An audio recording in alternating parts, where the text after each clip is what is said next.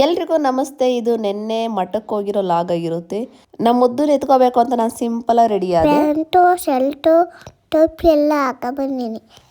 ಹಾಗೇನೆ ಇಬ್ರು selfie video ಮಾಡಿಕೊಂಡು ನಮ್ಮ ಮನೆಯವ್ರು ಎಲ್ಲೇ ಹೊರಟ್ರು ಒಂದು ಪ್ಯಾಂಟು ಶರ್ಟ್ ಇಷ್ಟೇ ಅವ್ರು ರೆಡಿ ಆಗೋದು. ಶ್ರೀ ಶಿವಕುಮಾರ ಸ್ವಾಮೀಜಿಗಳ 7ನೇ ವರ್ಷದ ಪುಣ್ಯ ಸ್ಮರಣೆ ಇತ್ತು. ಅದಕ್ಕೋಸ್ಕರ ಬೆಳಿಗ್ಗೆ ಹೋಗೋಕ್ಕಾಗಿರಲಿಲ್ಲ ನಾವ್ಯಾರು, ಸಂಜೆ ಹೊರಟು. ನಾನು ಅವ್ರನ್ನ ಡೈರೆಕ್ಟಾಗಿ ನೋಡಿಲ್ಲ, ಆದರೆ ಅವ್ರ ಬಗ್ಗೆ ತುಂಬಾ ಕೇಳಿದ್ದೀನಿ, ತಿಳ್ಕೊಂಡಿದ್ದೀನಿ. ನಡೆದಾಡುವ ದೇವರು, ಬಡ ಮಕ್ಕಳಿಗೆ ಉನ್ನತ ಶಿಕ್ಷಣ ಮತ್ತು ಪ್ರತಿನಿತ್ಯ ದಾಸೋಹ ನಡಿಬೇಕು ಅನ್ನೋದು ಅವರ ಮೇನ್ ಗುರಿಯಾಗಿತ್ತು. ನಾವು ಮೂವರು ಮಠನೆಲ್ಲ ಓಡಾಡ್ಕೊಬಂದು ಕೊನೆಗೆ ಇಲ್ಲಿಗೆ ಬಂದು ಸ್ಟ್ಯಾಚು ಮಾಡಿದರು ಶಿವಕುಮಾರ ಸ್ವಾಮೀಜಿ ಅವ್ರದ್ದು. ತುಂಬಾ ಚೆನ್ನಾಗಿ ಮಾಡಿದರು.